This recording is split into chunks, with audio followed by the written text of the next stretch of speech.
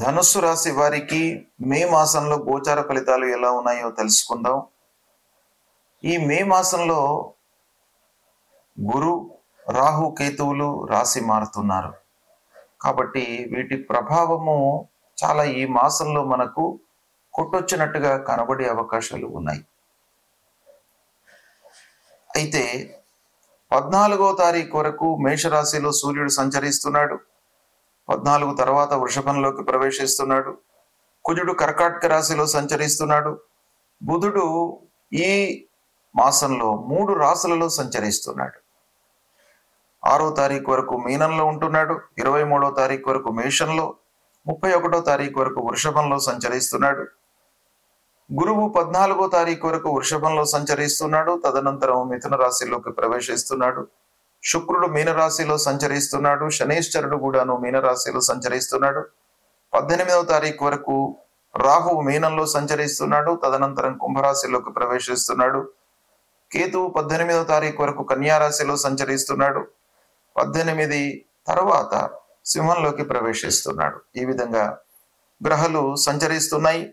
అయితే ఈ సంచారము ప్రత్యేకంగా ధనుస్సు రాశి జాతకులకు ఎలా ఉంది అనేది మనం చూసినట్టయితే, సూర్యుడు 5, 6 స్థానాలలో సంచరిస్తున్నాడు.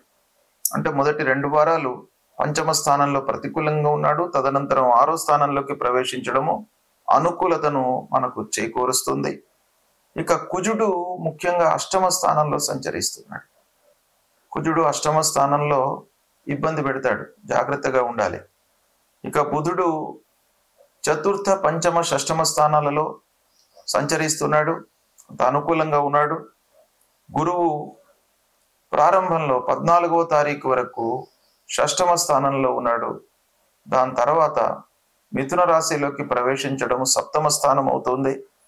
అంటే గురు భగవానుడు 14 తర్వాత అనుకూలంగా ఉన్నాడు. శుక్రుడు 4వ స్థానంలో అనుకూలంగా సంచరిస్తున్నాడు. శనీశ్వరుడు ముఖ్యంగా అర్ధాష్టమ స్థానంలో సంచరిస్తున్నాడు. ధనుస్సు రాశి వారికి శని ప్రభావం బాగా ఉంది. అర్ధాష్టమ స్థానంలో ఉన్నాడు గనక కొంత ఆలోచన అవసరము. తొందరపాటు లేకుండా నిర్ణయాలు తీసుకోవడం చాలా అవసరము ఈ మే మాసంలో. రాహువు ప్రారంభంలో అర్ధాష్టమ స్థానంలో ఉన్నాడు. దాని తర్వాత మళ్ళీ 18 తర్వాత 3వ స్థానంలోకి అనుకూలంగా ప్రవేశిస్తున్నాడు కుంభరాశిలోకి. ఇదే సమయంలో కేతువు దశమ భాగ్యస్థానాలలో ప్రతికూలంగా సంచరిస్తున్నాడు. ఈ విధంగా ఈ స్థానాలలో సంచారం ఉంది. అయితే ఓవరాల్గా మనం చూసినట్టయితే ఈ రాశి వారికి రాహు కేతువుల యొక్క సంచారము, శనీశ్వరుడి యొక్క సంచారము ప్రతికూలంగా ఉంది. రాహువు 18 తర్వాత అనుకూలంగా ఉన్నాడు. శని మట్టుకు సంవత్సరం మొత్తం ప్రత్యేకంగా ఈ మాసంలో అర్ధాష్టమంలో ఉన్నాడు. శని ప్రభావం బాగా ఉంది. రాహు ప్రభావము అనుకూలత 18 తర్వాత ప్రారంభమవుతుంది. 18 కంటే ముందు రాహువు, కేతువు, శనీశ్వరుడు అందరూ కూడాను ప్రతికూలంగా ఉన్నారు. అయితే ఓవరాల్గా మనం నెట్ ఎఫెక్ట్ ఎలా ఉంటుంది అనేటువంటి విషయం మనం ఆలోచించినట్టయితే, 6వ స్థానం గురువు 14వ తారీఖు వరకు ఉన్నాడు. దాని తర్వాత గురువు మారుతున్నాడు. అంటే గురువు, రాహువు అనుకూలంగా ఉన్నారు. శనీశ్వరుడు ప్రతికూలంగా ఉన్నాడు. కేతు ప్రతికూలంగా ఉన్నాడు. ఈ విధంగా మనం చూసినట్టయితే మిశ్రమ ఫలితాలు ఎక్కువగా ఉన్నాయి. అన్ని గ్రహాలు కూడాను మిశ్రమంగానే స్పందిస్తున్నారు ఈ రాశిలో పుట్టినటువంటి వారికి. కాబట్టి ఓవరాల్గా మిశ్రమ ఫలితాలే మనకు ఎక్కువగా గోచరిస్తున్నాయి. రాహువు, కేతువు, గురువు రాశి మార్పు వలన కొన్ని విషయాలలో 3-4 వారాలలో అనుకూలత ఏర్పడేటువంటి అవకాశం బాగా ఉంది. ఉద్యోగస్తులకు ఆఫీసులో అనుకూలం, అధికారులతో స్నేహం పెరుగుతుంది, పూర్వం ఉన్నటువంటి గ్యాప్ తొలగుతుంది, మీ పనితనాన్ని గుర్తిస్తారు అధికారులు, క్లయింట్స్తో మీరు చాలా చాకచక్యంగా కార్యక్రమాలను, పనులను హ్యాండిల్ చేస్తారు. పనితనానికి ముఖ్యంగా గుర్తింపు లభిస్తుంది మీకు ఆఫీసులో. ఇక వ్యాపారస్తులకు వ్యాపారము నిరాటంకంగా కొనసాగుతుంది. కోర్టు కేసులలో అనుకూల తీర్పు ఉంటుంది. వృత్తిపరమైన సమస్యలు ఎన్ని ఎదురైనప్పటికీ ఉత్సాహంతో స్వీకరించి పనులను పూర్తి చేస్తారు. విద్యార్థులకు ఉన్నత విద్య కొరకై అనుకూలత కనబడుతుంది. విదేశీ ప్రయత్నాలు బాగా కలిసి వస్తాయి. విదేశీ ప్రయాణాలు చేపడతారు. పిల్లల యొక్క ఉన్నత విద్యకై కూడాను విదేశీ ప్రయాణాలు మీకు అనుకూలిస్తాయి. శుభకార్య ప్రయత్నాలు 3-4 వారాలలో మీకు బాగా కలిసి వస్తాయి. పెద్దల సహకారం లభిస్తుంది. వాళ్ళ యొక్క సూచనల మేరకు మీరు పనులను చేపడతారు. కార్యసిద్ధి బాగా కనబడుతుంది. ఈ నెలలో ఆర్థిక ఇబ్బంది ఒక పక్కన ఉన్నప్పటికీ కొన్ని పనులు మీకు సకాలంలో పూర్తి కావడంతో సంతోషము, ఆనందం అనేటువంటిది మీ ముఖం లోపల వికసించేటువంటి అవకాశాలు ఉన్నాయి. ఇక వృధా ఖర్చులు గోచరిస్తున్నాయి. ముఖ్యమైనటువంటి పనులు చేసే సమయం లోపల మీ చేతిలో డబ్బు లేకపోవడం అనేటువంటిది ఒక లోటుగా కనబడుతుంది. అయితే అనాలోచిత నిర్ణయాల కారణంగా ఇబ్బందులు ఎదుర్కొంటారు. కనుక మీ వైపు నుండి మీరు అవగాహనతో ముందుకు వెళ్ళడం చాలా అవసరము. ప్రతి విషయాన్ని కూడాను కూలంకషంగా ఆలోచించి అనుభవజ్ఞులతో చర్చించి నిర్ణయాలు తీసుకున్నట్టయితే కొన్నిటిని మీరు అధిగమించేటువంటి అవకాశాలు ఉన్నాయి. మానసిక ఇబ్బందులకు కూడాను గురయ్యేటువంటి అవకాశాలు ఉన్నాయి శని మూలకంగా. కాబట్టి కొంత జాగ్రత్తలు తీసుకోవాలి. అనాలోచిత పెట్టుబడులకు స్వస్తి పలకండి. ఆలోచించి పెట్టుబడులు పెట్టండి. ఆలోచించి కార్యక్రమాలను చేపట్టండి. మానసిక ఇబ్బంది మూలకంగా మీకు అధైర్యం అనేటువంటిది వచ్చే అవకాశాలు ఉంటాయి. కాబట్టి భయభ్రాంతులకు లోను కాకుండా మీరు ధైర్యంతో ముందుకు వెళ్ళడానికై ప్రయత్నాలు చేయండి. మాసాంతంలో కొంత ఆరోగ్యంపై మీరు శ్రద్ధ చూపండి. చివరిలో ఈ నెలలో 3-4 వారాలలో పనిభారం పెరగడము లేదా మీరు స్వయంగా నిర్లక్ష్యం చేయడం మూలకంగా కొంత ఆరోగ్య సమస్యలు తలెత్తేటువంటి అవకాశాలు కనబడుతున్నాయి. ఈ విధంగా మిశ్రమాధిక ఫలితాలు ఉన్నాయి ధనుసు రాశి వారికి. ముఖ్యంగా శని ప్రభావం, అర్ధాష్టమ శని ప్రభావం బాగా కనబడుతుంది. కాబట్టి 2-3 విషయాలలో మీరు జాగ్రత్తలు తీసుకోవాలి. ఒకటి కుటుంబ వ్యవహారము, రెండవది ఆర్థిక పరమైనటువంటి విషయాలలో జాగ్రత్తలు తీసుకున్నట్టయితే మీరు వీటిని అధిగమించేటువంటి అవకాశాలు బాగా ఉంటాయి. ఇక ముఖ్యంగా గురువు యొక్క అనుకూలత మీకు ప్రారంభమవుతుంది 14వ తారీఖు నుండి. 18 నుంచి రాహు యొక్క అనుకూలత కూడాను ప్రారంభమవుతుంది. కాబట్టి రాహువు కేతువులు, రాహువు గురువు ముఖ్యంగా ఈ అర్ధాష్టమ శని మూలకంగా కలిగేటువంటి ప్రతికూల ఫలితాలను ఈ గురువు, రాహువు కొంత కాంపెన్సేట్ చేస్తారు. కాబట్టి ఓవరాల్ గా చూసినట్టయితే మీరు కొంత శ్రమించినట్టయితే, కష్టపడినట్టయితే, మీ ఎఫర్ట్స్ మీరు బాగా పెట్టినట్టయితే పనులు మీకు కలిసి వచ్చే అవకాశాలు బాగా ఉన్నాయి. గ్రహస్థితి ప్రతికూలంగా ఉన్నప్పుడు మనం చేసుకోవలసినటువంటి కర్తవ్యాలు 2 మనకు శాస్త్రంలో చెప్పబడి ఉన్నాయి. ఒకటి, మనము స్వయంగా భౌతికంగా కొన్ని రెక్టిఫికేషన్స్ చేసుకోవాలి. రెండవది, భగవంతుడి యొక్క అనుగ్రహం కొరకై ఆ గ్రహాలకు సంబంధించినటువంటి పరిహారాలు చేసుకోవాలి. అందులో ముఖ్యంగా గురువు ప్రతికూలంగా సంచరిస్తున్నటువంటి సమయం లోపల గురువుకు సంబంధించినటువంటి మూల మంత్రాన్ని జపించుకోవడము,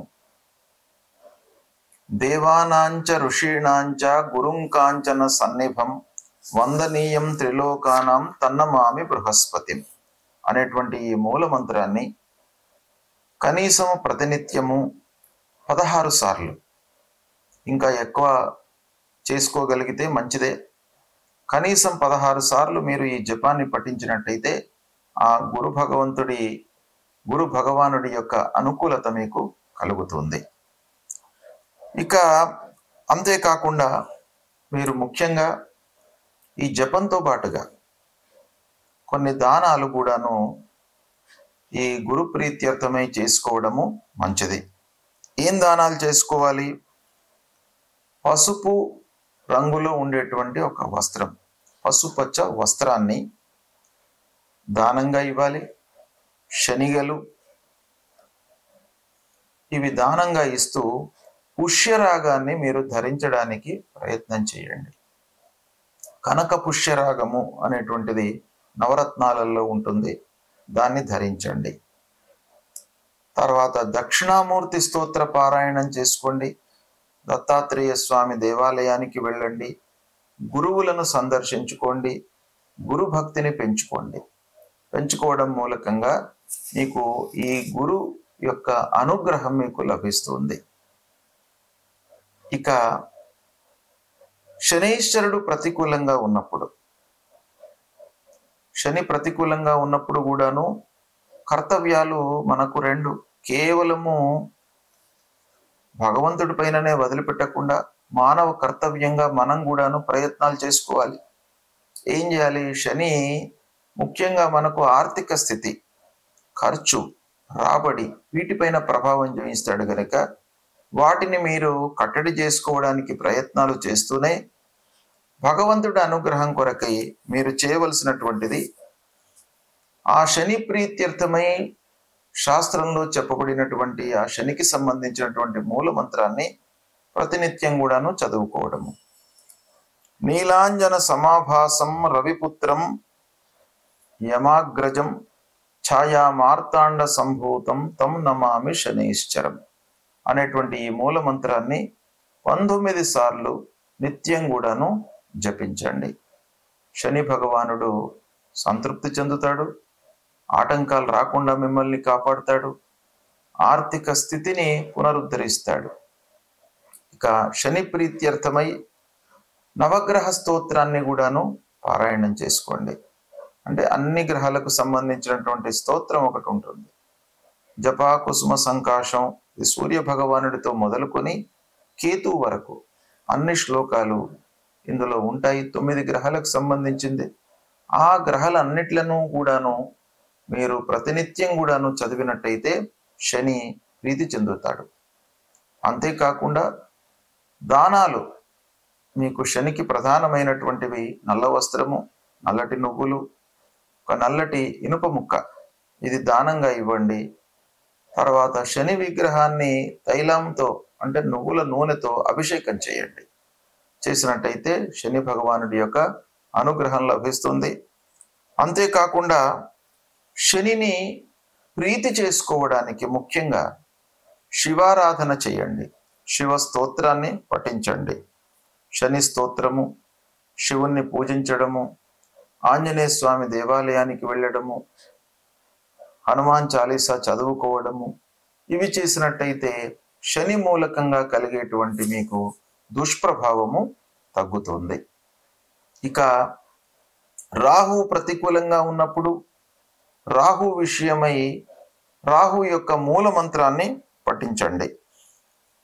అర్ధకాయం మహావీర్యం చంద్రాదిత్య విమర్ధనం సింహికా గర్భ సంభూతం తం రాహుం ప్రణమామ్యహం అనేటువంటి ఈ మూల మంత్రాన్ని ప్రతినిత్యం కూడాను 18 సార్లు పఠించండి.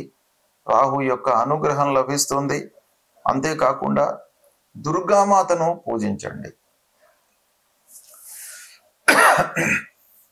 మహాకాళి, మహాలక్ష్మి, మహాసరస్వతి స్వరూపిణి అయినటువంటి ఆ దుర్గామాతను ప్రతినిత్యం కూడాను పూజించడం మూలకంగా రాహుకు సంబంధించినటువంటి ప్రతికూలత, దుష్ప్రభావము తగ్గుతుంది. అంతేకాకుండా మినుములు దానం ఇవ్వండి. మినుములను దానం ఇచ్చినట్టయితే రాహు ప్రీతి చెందుతాడు. రాహు మూలకంగా కలిగేటువంటి ప్రతికూలత మీకు తగ్గుతుంది. గోమేధికాన్ని ధరించండి.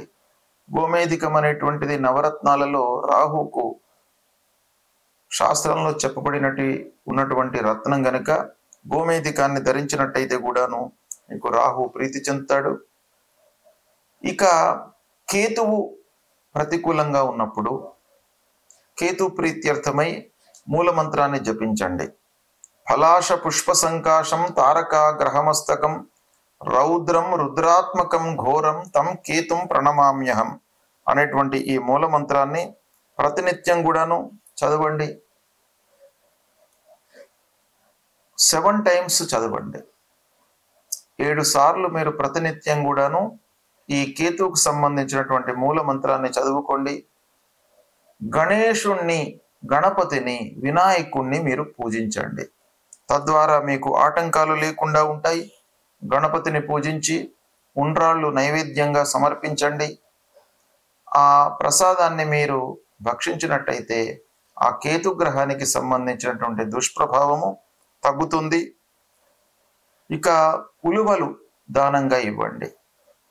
ఇచ్చినట్టయితే కేతు ప్రీతి చెందుతాడు. కేతు మూలకంగా కలిగేటువంటి దుష్ప్రభావము మీకు దూరం అవుతుంది. ఇక అంగారకుడు, కుజుడు ప్రధానమైనటువంటి గ్రహ.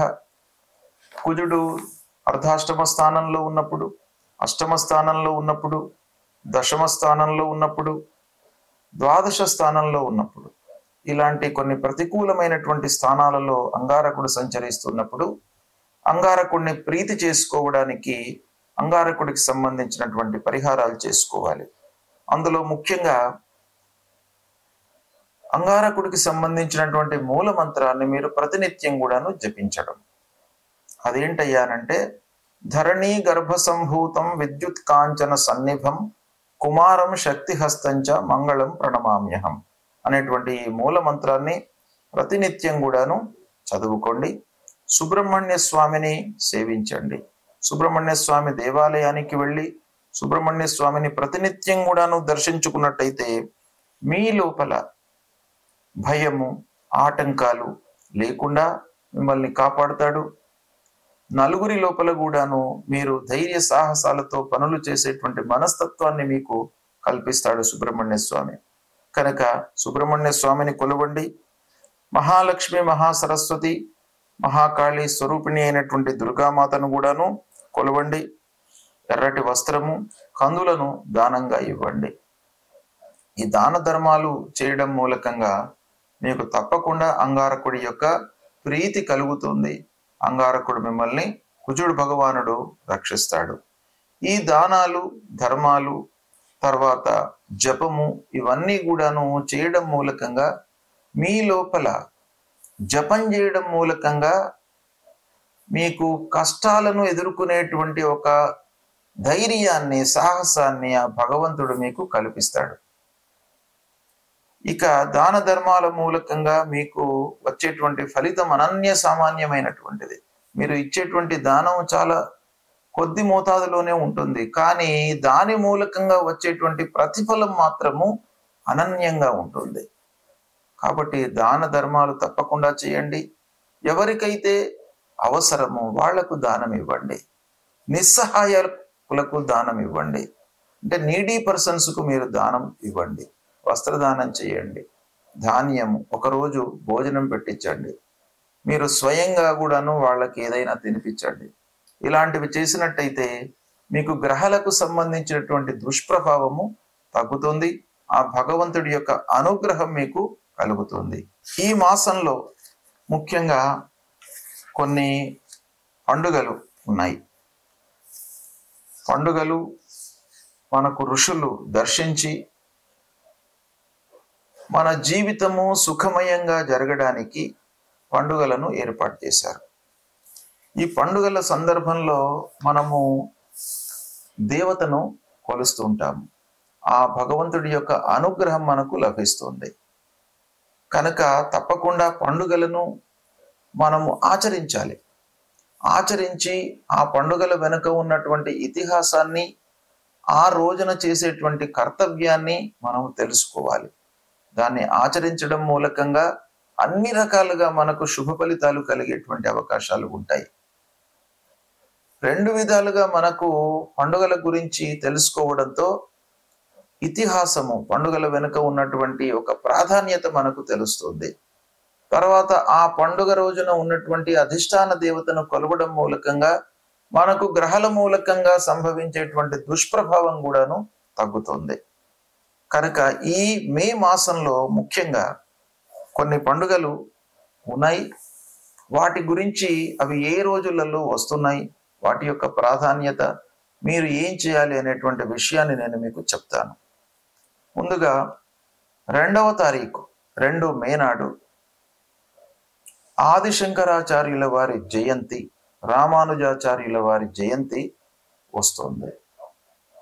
ఆదిశంకరాచార్యులు అద్వైత జ్ఞానాన్ని మనకు ఇచ్చినటువంటి ప్రబోధకుడు. శంకరుని రూపంలో అవతరించినటువంటి ఒక అనన్య సామాన్య ప్రతిభా పాటవాలు కలిగినటువంటి వ్యక్తి. ఆయన యొక్క జన్మదినాన్ని మనము జరుపుకున్నట్టయితే, ఆ శంకరాచార్యుల వారి యొక్క జన్మదినం రోజున ఆ శంకరాచార్యుల వారి యొక్క విగ్రహానికి మనం పూజ చేసినట్టయితే మనకు జ్ఞానము వృద్ధి అవుతుంది.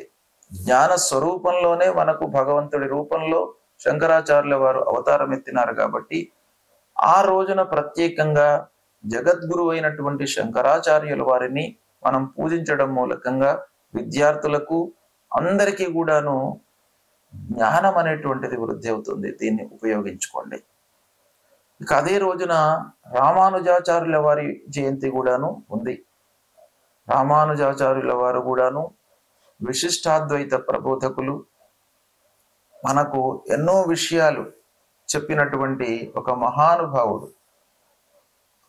వారిని తలుచుకోవడము, వారిని పూజించడం మూలకంగా మనకు ఒక నారాయణుని యొక్క స్వరూపంలో ఉన్నటువంటి ఆ రామానుజాచార్యుల వారు మనకు స్థితిని కల్పిస్తారు. అంటే మన జీవితం లోపల ఒడిదుడుకులు రాకుండా, కష్ట సుఖాలు సమపాళ్లలో ఉండేటట్టుగా మనను అనుగ్రహిస్తారు. కాబట్టి రామానుజాచార్యుల వారి యొక్క జయంతిని కూడాను మీరు జరుపుకోండి. ఇక దాని తర్వాత 10 మే రోజున శని త్రయోదశి ఉంది. శని త్రయోదశి రోజున శని మూలకంగా కలిగేటువంటి దుష్ప్రభావం నుండి మనం దూరం కావడానికి శని త్రయోదశి రోజున మీరు శివాలయానికి వెళ్ళి శంకరుణ్ణి అభిషేకం చేయండి, శంకరుణ్ణి పూజించండి, నవగ్రహాలను పూజించండి. పూజించినట్టయితే మీకు అన్ని రకాలుగా అనుగ్రహం లభిస్తుంది. ఇక 11 మే రోజున నరసింహస్వామి యొక్క అవతారము, నరసింహస్వామి జయంతి, నృసింహ జయంతి. ఈ నరసింహస్వామి జయంతిని మనము జరుపుకోవడం మూలకంగా, నరసింహస్వామి దేవాలయానికి వెళ్ళి దర్శనం చేసుకోవడం మూలకంగా మీకు రుణ బాధలు తీరుతాయి, దారిద్ర్యము మీ దగ్గరికి రాకుండా ఉంటుంది, కష్టాలు రాకుండా ఉంటాయి, తర్వాత భయభ్రాంతులకు లోను కాకుండా ఉంటారు. కాబట్టి ఆ నరసింహస్వామి యొక్క దర్శనము ఈ రోజున చేసుకోండి. తర్వాత 15 మే రోజు నుండి పుష్కరాలు ప్రారంభమవుతున్నాయి. ఇవి 12 రోజుల పాటు ఉంటాయి. పుష్కరాలు సరస్వతి మహానదికి వస్తున్నాయి కనుక సరస్వతి మహానదికి వెళ్ళి స్నానాలు ఆచరించి పితృదేవతల ప్రీత్యర్థమై అర్ఘ్యాలు వదిలినట్టయితే పితృదేవతల యొక్క అనుగ్రహం మీకు లభిస్తుంది. భగవంతుడి కంటే కూడాను ముందు మనకు పితృదేవతల యొక్క అనుగ్రహం కావాలి. కాబట్టి ఆ మహా సరస్వతి నదికి వెళ్ళి స్నానం ఆచరించి మీరు పితృదేవతల ప్రీత్యర్థమై నీళ్లు వదిలినట్టయితే తప్పకుండా వాళ్ళ యొక్క అనుగ్రహం లభిస్తుంది. ఒకవేళ అక్కడికి వెళ్ళే మీకు అనుకూలం లేనట్టయితే దగ్గర ఉన్నటువంటి ఏదైనా నదికి వెళ్ళి స్నానం చేయండి. తీర్థ స్నానం చేసి తర్వాత మీరు పితృదేవతల కొరకై అర్ఘ్యాలను వదిలిపెట్టండి, వాళ్ళ యొక్క అనుగ్రహం లభిస్తుంది. 22 మే రోజున కొన్ని ప్రాంతాలలో హనుమత్ జయంతి జరుపుకుంటున్నారు. చైత్ర పౌర్ణిమ తర్వాత వైశాఖ బహుళ దశమి, ఈ రెండు ప్రహతంగా ఉన్నాయి. కొన్ని ప్రాంతాలలో వైశాఖ బహుళ దశమి హనుమత్ జయంతి జరుపుకుంటున్నారు. కాబట్టి ఈ 22 మే రోజున హనుమత్ జయంతి సందర్భంగా కూడాను ఆంజనేయ స్వామిని దర్శించుకోండి. మీకు భయభ్రాంతులు లేకుండా మిమ్మల్ని కాపాడుతాడు. శనీశ్వరుడి మూలకంగా కలిగేటువంటి దుష్ప్రభావం నుండి కూడాను మీరు దూరం అవుతారు. ఆంజనేయ స్వామిని దర్శించడం మూలకంగానే మీకు బుద్ధి బలం పెరుగుతుంది, భయభ్రాంతులు లేకుండా ఉంటాయి. కాబట్టి ఇది తప్పకుండా మీరు ఆచరించండి. మళ్ళీ 24 మే రోజున కూడాను శని త్రయోదశి వస్తుంది, శని ప్రదోషమే ఉంది. ఆ రోజున కూడాను శివారాధన చేయండి, శివుని అభిషేకం చేయండి.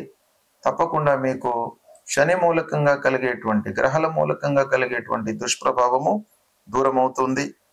ఈ విధంగా 25వ తారీఖు నాడు మళ్ళీ మాస శివరాత్రి ఉంది. ప్రతి మాస శివరాత్రి రోజున మీరు శివుణ్ణి దర్శించుకోండి. ప్రదోష సమయం లోపల శివాభిషేకం చేయండి వీలైతే. తప్పకుండా మీకు గ్రహాల మూలకంగా కలిగేటువంటి దుష్ప్రభావము అన్ని కూడాను దూరమవుతాయి. ఈ విధంగా ఈ పండుగలను కూడాను, ఈ మాసంలో వచ్చేటువంటి ముఖ్యమైనటువంటి పండుగలను కూడాను మీరు జీవితంలో వీటిని ఆచరించినట్టయితే ఆ నవగ్రహాల మూలకంగా కలిగేటువంటి దుష్ప్రభావము నిర్వీర్యమవుతుంది, భగవంతుడి యొక్క అనుగ్రహం మీకు లభిస్తుంది. కనుక ఈ పండుగలను కూడాను మీరు ఆచరించండి, శుభ ఫలితాలను పొందండి.